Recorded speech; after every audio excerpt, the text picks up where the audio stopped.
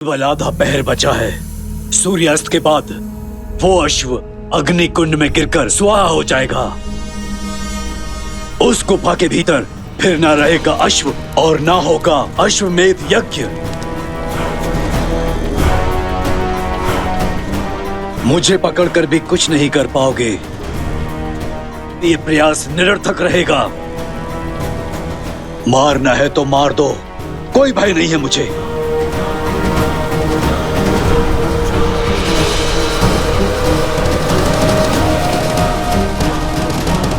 आखिरी बार लव कुश को हमने उस गांव में ही देखा था।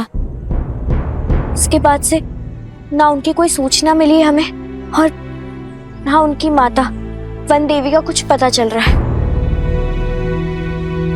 किंतु एक विश्वास मैं आपको दिलाती हूँ, भगवान वाल्मीकि के इस आश्रम में कोई भी असुरी शक्ति पग नहीं धर सकती। लव कुश दो साधारण से ऋषि कुमारी तो हैं, जिनका मन प्रेम और तन साहस से भरा है। उनसे और उनकी माता से बहुत स्नेह रखते हैं हम सब यहाँ। और वन देवी, वो तो हमें साक्षात माता लक्ष्मी का रूप लगती हैं। आपसे अवश्य कोई त्रुटि हुई है राजकुमार।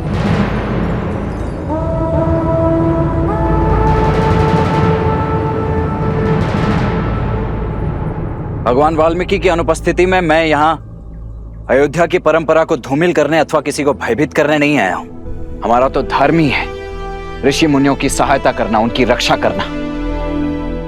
मैं स्वयं भी भगवान वाल्मीकि का हृदय से अत्यंत सम्मान करता हूं, परंतु उन दोनों बालकों ने जो किया है वो राजद्रोह है।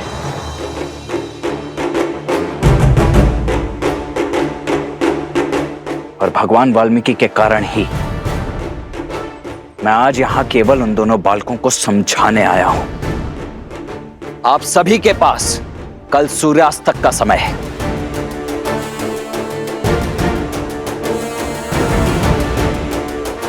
या तो लव कुश को समझाइए, उनकी माता को समझाइए, या इस समस्या का कोई और समाधान खोजिए।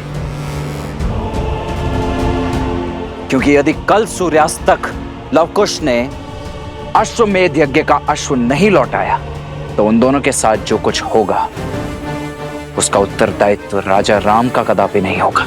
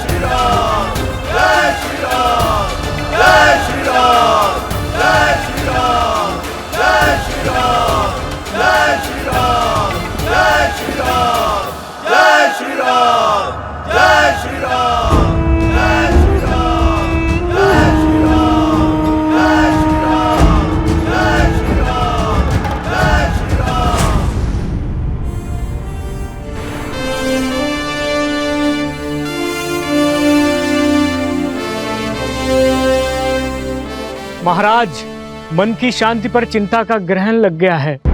महाराज, एक बहुत ही अशुभ समाचार सुना है हमने।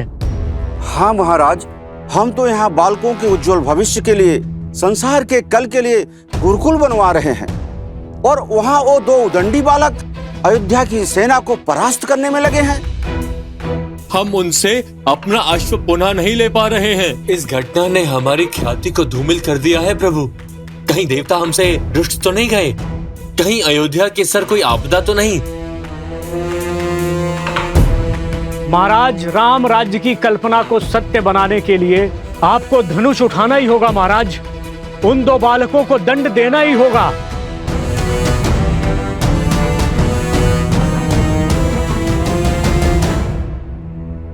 उन दो निर्दोष अबोध बालकों को मारकर क्या सार्थक होगा राम राज्य का स्वप्न? रक्तपात होगी राम राज्य की धुरी। कदाचित आप सबको ज्ञात नहीं कि उन बालकों ने जो कर दिखाया है वो अयोध्या की प्रजा या मंत्रिमंडल को करना चाहिए था।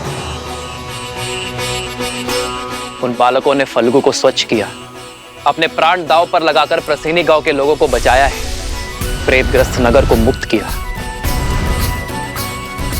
वो बालक जो कर रहे हैं रामराज्य की कल्पना के अनुसार कर रहे हैं, और इसलिए मैं घबराया नहीं हूं, बल्कि उत्सुक हूं यह जानने के लिए कि यदि उनकी सोच रामराज्य के साथ है, उनकी सोच मेरे साथ है, तो फिर अश्वमेध यज्ञ के अश्व को चुराने के पीछे का कारण क्या है? किंतु महाराज, यदि उन दो बालकों में इतना सामर्थ्य है तो अयोध्या की ख्याति का क्या होगा?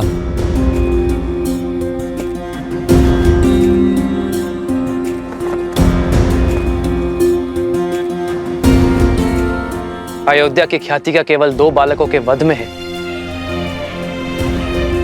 मैं जानना चाहता हूं कि आपकी चिंता रामराज्य के लिए है या अपने प्राणों पर आए संकट की है, और वो संकट जो केवल आपका भ्रम है। जो रामराज्य के साथ है उनके मन में चिंता नहीं, कर्म में साहस और धर्म होता है, जो उन 2 बालकों के कर्म में है। और आप चाहते कि मैं आपके संतोष के लिए धनुष उठाकर उन बालकों के प्राण ले लूं, किंतु अयोध्या का राजा होने के नाते, महाराज दशरथ का पुत्र होने के नाते मैं ऐसा नहीं कर सकता।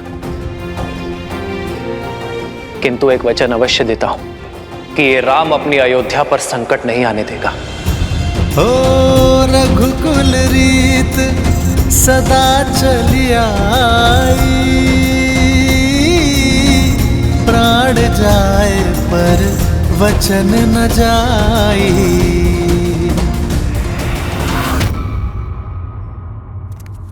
अरे अरे, इतने सारे प्रश्न हैं, पूछते क्यों नहीं? रोको उन्हें। सब कुछ बता तो दिया प्रभु ने, अब क्या ही पूछें। और वैसे भी अपने भय से घिर के ही तो यहाँ आए हैं। हाँ, कितने स्वार्थी हैं हम लोग, कितना बड़ा पाप करने चले थे, अपने महाराज पर संदेह कर रहे थे। और जब प्रभु आए थे तुम दोनों कहाँ थे? और तुम दोनों हो कौन? कौन हो तुम दोनों? कौन है ये? अरे फिर से दौरा पड़ गया, दौरा पड़ गया।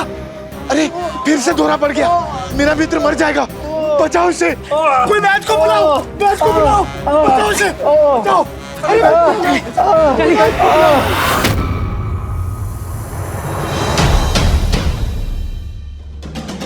देख के रहे हैं भैया, चलिए वध कर देते हैं इसका। नहीं कुछ छोड़ देते इसे। छोड़ देते हैं? यदि छोड़ दिया तो ये तो पुनः भाग जाएगा। पुनः इसे पकड़ने का समय नहीं है हमारे पास। इसने कहा था ना, बस आधा पहर ही शेष है।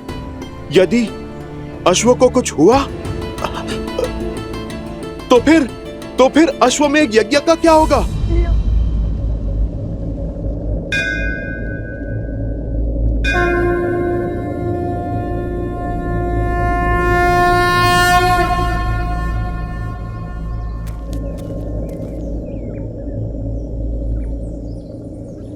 कुछ समझ नहीं आया। उस सर्प ने अश्व का मार्ग कब बताया? अभी तक बताया तो नहीं, किंतु अब वो स्वयं हमें वहां तक ले जाएगा। हम दौड़े तो उसी दिशा में थे जिस दिशा में गुफा थी। आपको कैसे पता? जब वो अश्व और गुफा की बात कर रहा था, तब बार बार एक ही जगह पर देख रहा था। उसने देखा और हमने ध्यान दिया, और उसे यही चिंता सता रही है। देख लेना, वो उस स्थान पर अवश्य जाएगा और हम उसका पीछा करेंगे और पकड़ लेंगे। उत्तम, अति उत्तम। जब प्रभु श्री राम को पता चलेगा कि उनके पुत्र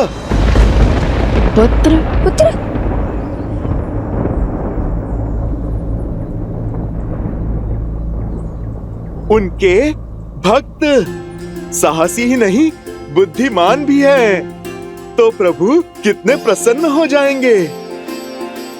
आप मेरी बात मानिए, हम अश्व लेकर सीधे प्रभु के पास चलते हैं। पहले अश्व पकड़ ले, फिर शेष बातें बाद में निश्चित कर लेंगे।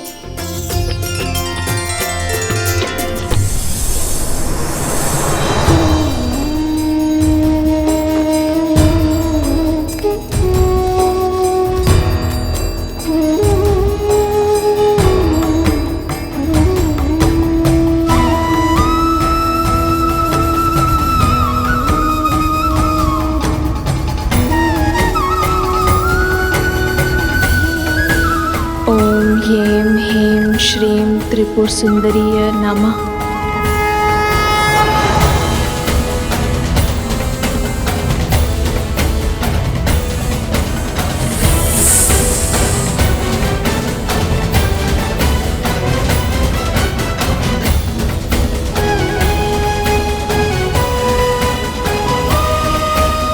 ओम ह्रीं ह्रीं श्रीं त्रिपुर सुंदरीय नमः।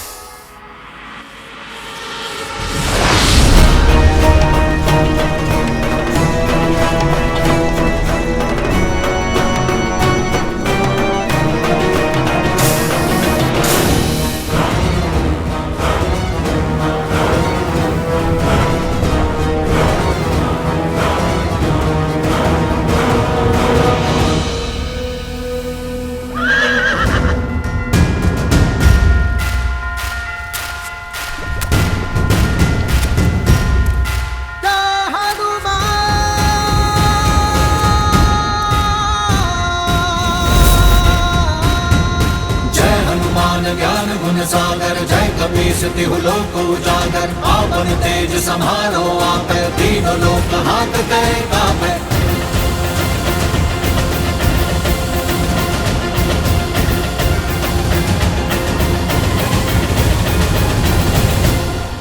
हमें यहाँ तक पहुँचाने के लिए कोटि कोटि धन्यवाद।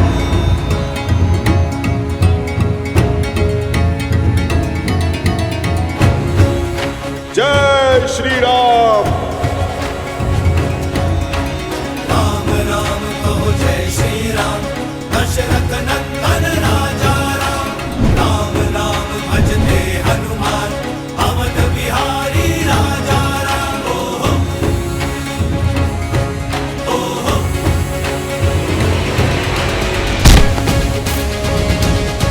ओहो।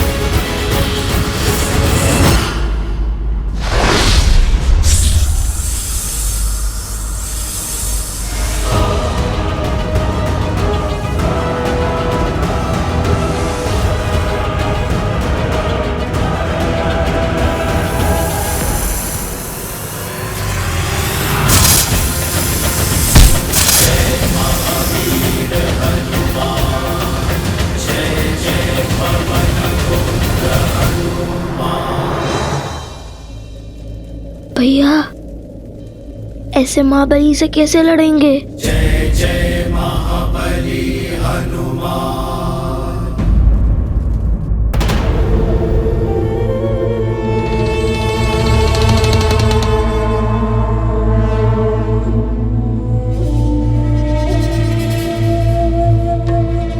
सागर की ये शांति सामान्य नहीं लग रही महाराज। ये विध्वंस से पहले की शांति है बानासुर। कुछ ही क्षण में शुभ समाचार मिल जाएगा।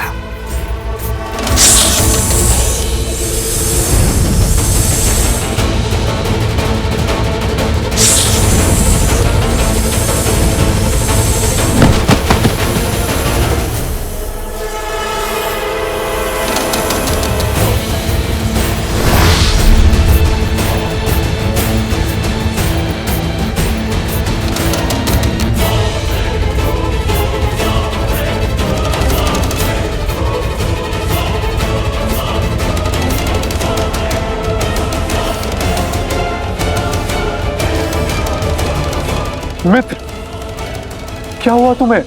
हनुमान जी लवकुश के साथ अश्व तक पहुंच चुके।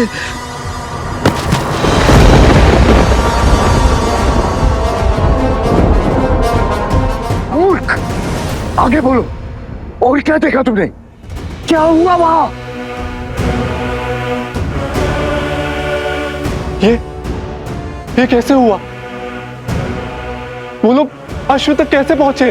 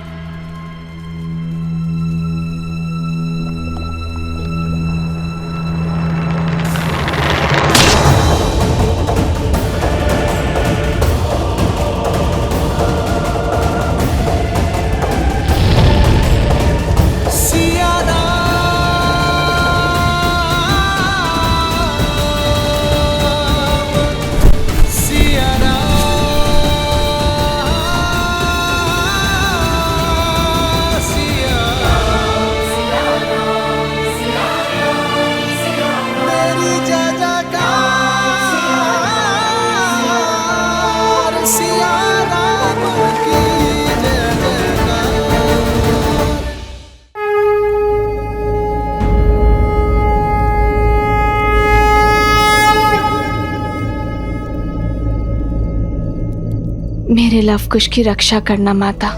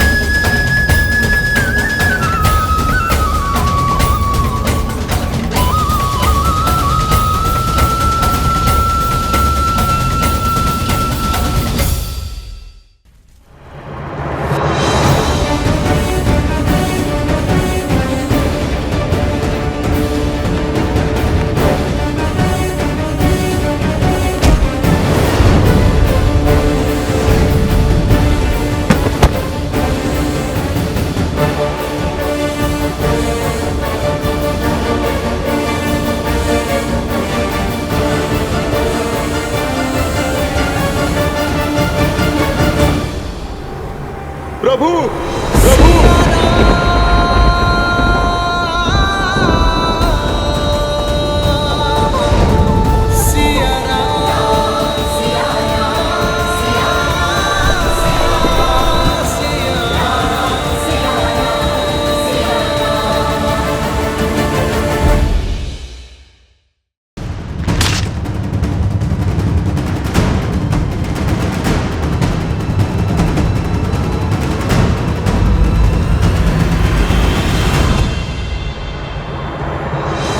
संकट ते हनुमान छुड़ावे, मन क्रम बचन ध्यान जो लावे।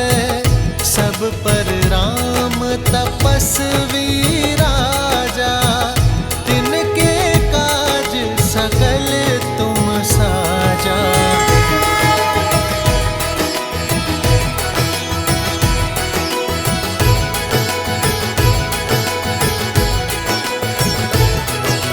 बालकों,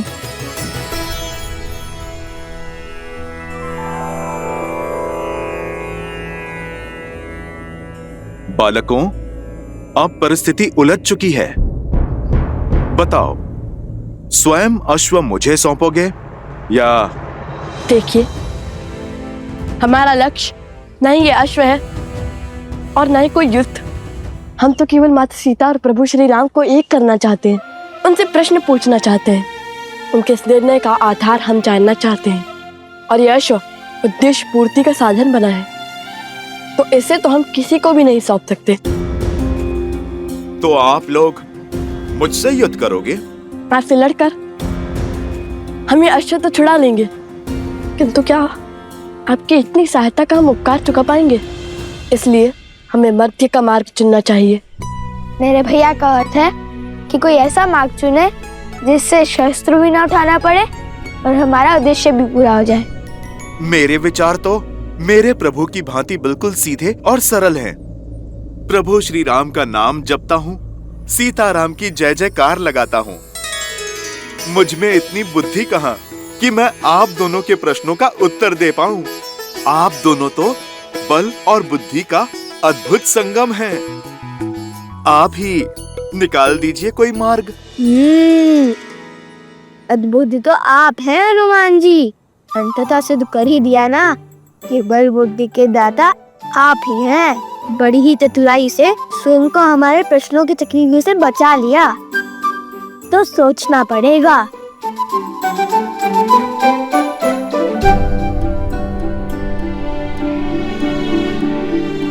भैया, हनुमान जी तो बड़े बलवान हैं, उनसे लड़ेंगे कैसे? और बातों में आकर तो ये अपने राम धर्म से हटने से रहे। तो फिर कोई मार्ग भी नहीं है हमारे पास। हमें हनुमान जी से युद्ध ही करना होगा।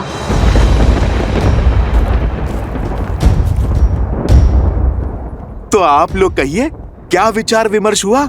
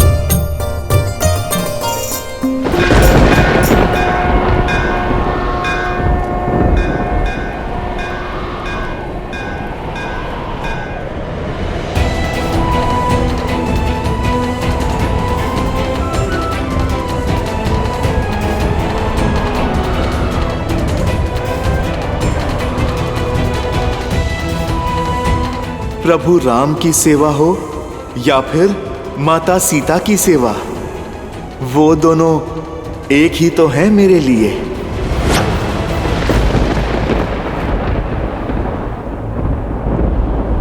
हम जानते हैं कि आप माता सीता के कितने समीप हैं। अपना पुत्र माना है उन्होंने आपको, किंतु उनकी सुचिता के लिए, उनके सम्मान के लिए हमें आपसे युद्ध करना ही होगा।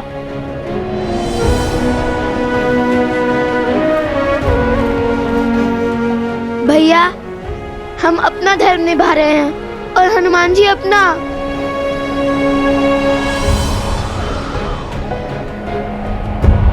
संसार हर क्षण हमारे सामने एक नई चुनौती लेकर आता है, और उस समय धर्म के लिए, कर्म के लिए जो कार्य हमें करने पड़ते हैं वो कठिन अवश्य होते हैं, किंतु अनिवार्य होते हैं। धर्म की डगर सरल नहीं होती पुत्रों, इसलिए अपना धर्म निभाते समय ना ही आंखों में आंसू लाना और ना ही आंखें नीची करना। यही मंत्र है उनका जो मेरे तुम्हारे आराध्य हैं। वो मंत्र है प्रभु श्री राम का। और मेरा धर्म स्पष्ट है, अश्व की रक्षा।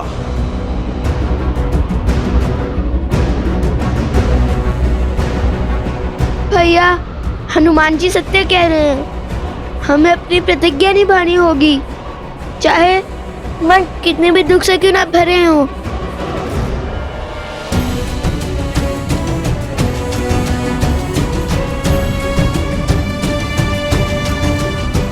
सावधान!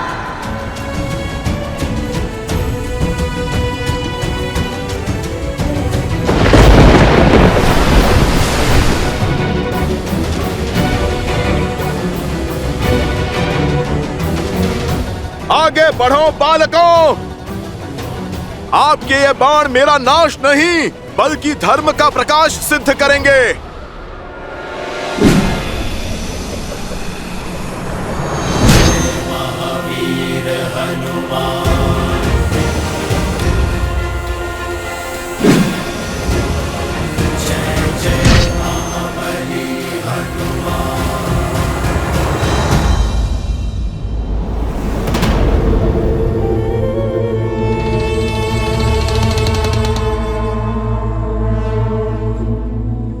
हर बार स्वयं असफल होकर मुझे नए कार्य में लगा देते हैं महाराज।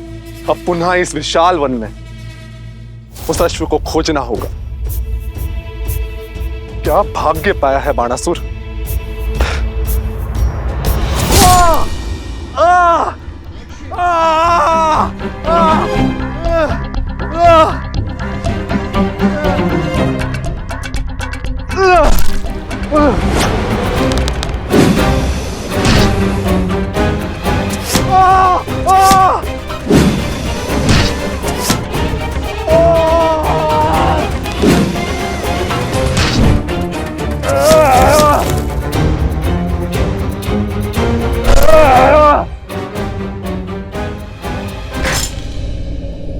बजरंग बली हनुमान, जय जय महाबली हनुमान।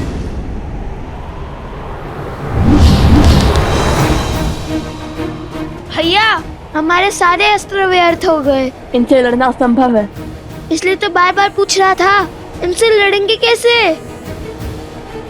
क्या हुआ बालकों, किस सोच में पड़ गए?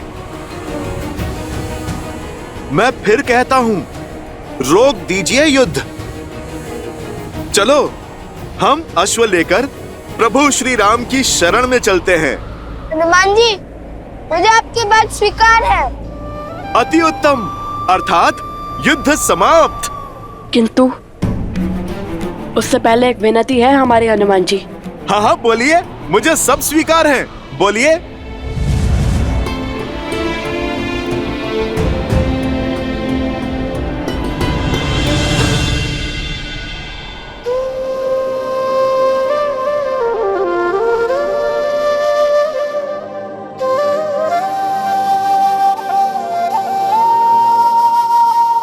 सुनो हनुमत श्री राम दुलारे, तुम काज प्रभु के सारे,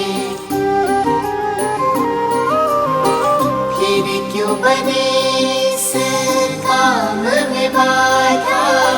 राम सिया हित जिसमें साधा, मिलन सिया श्री राम कराने।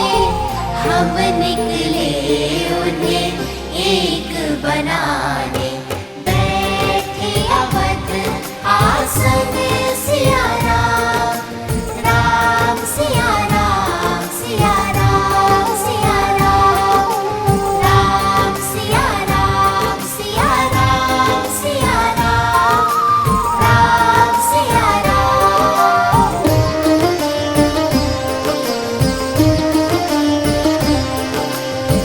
जिस कारण तुम भटके वन वन, सागर लांग किए युद्ध दशानन।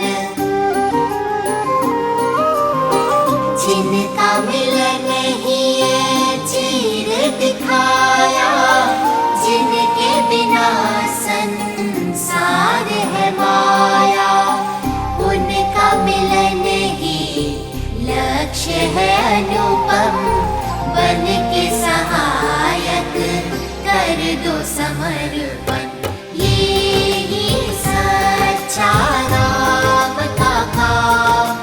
राम सिया राम सिया राम सिया राम, राम सिया राम सिया राम सिया राम सिया राम, राम सिया राम सिया राम सिया राम।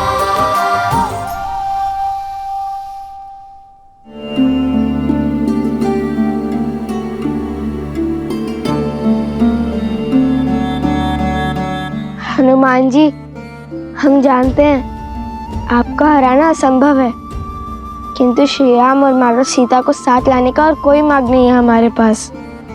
इसलिए ये हमारी विनती है कि आप स्वयं ही हमारे बंदी बन जाइए।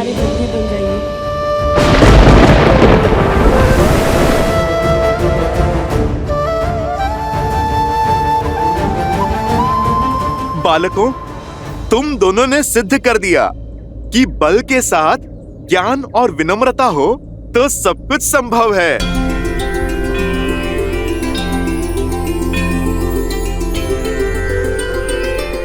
मैं राम भक्त हनुमान आपका बंधन स्वीकार करता हूँ।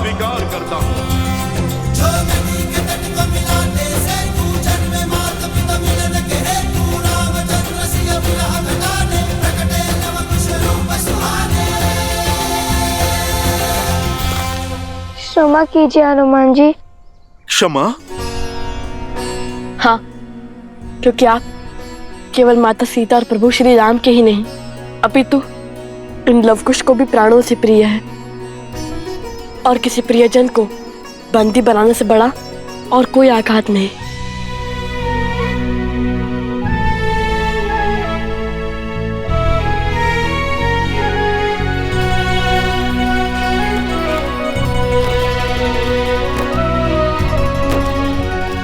आप दोनों ने जो किया वो सीख है इस संसार के लिए, जिसे मानव कालांतर तक स्मरण रखेगा।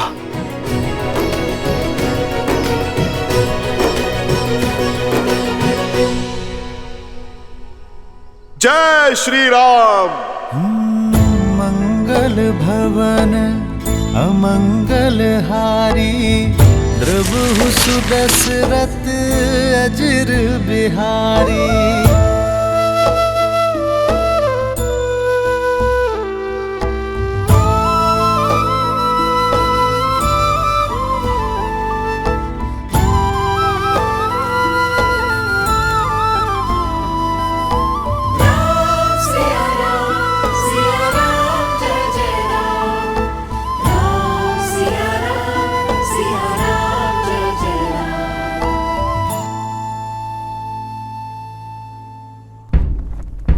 ये नाद, चलो चलो। अरे अभी मेरी पूजा शेष है। पूजा बाद में संपन्न करना, अभी चलो यहाँ से।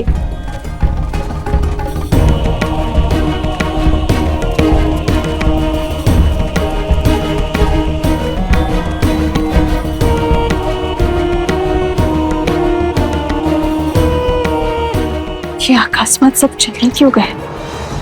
सुनो सुनो सुनो, एकादशी के पर्व पर महाराज धन्यमाली देवी त्रिपुरा सुंदरी के दर्शन करने पधार रहे हैं। माता से अपनी राज्य की कुशलता का आशीर्वाद मांगने पधार रहे हैं। महाराज धन्यवाली की, महाराज धन्यवाली की।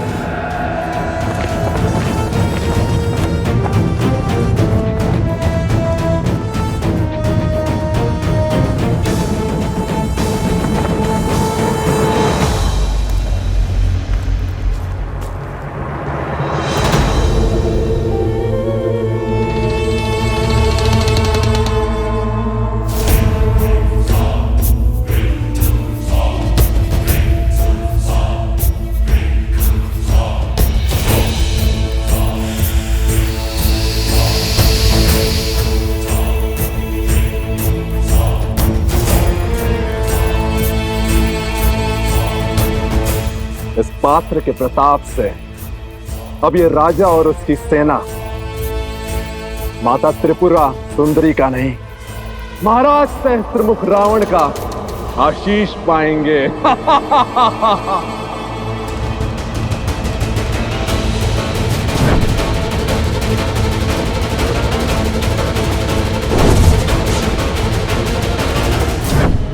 सेनापति,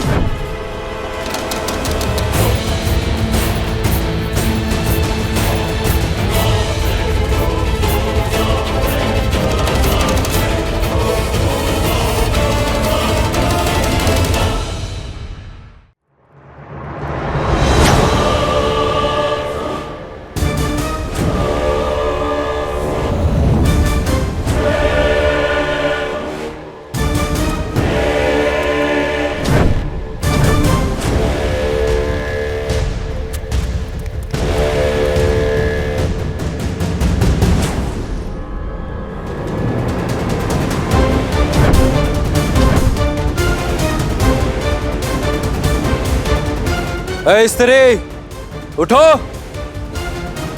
हमारे महाराज देवी की पूजा के लिए पधार रहे हैं। इस समय कोई साधारण व्यक्ति इस प्रांगण में नहीं बैठ सकता।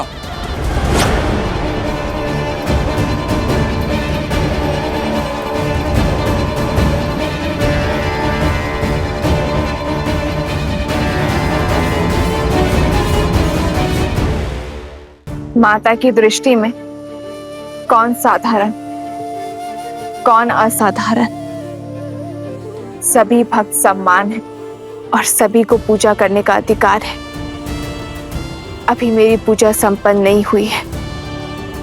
जब मेरी पूजा संपन्न होगी तभी उठ सकती हूं मैं। अच्छा, एक साधारण सी स्त्री होकर हमसे तर्क वितर्क का दुस्साहस।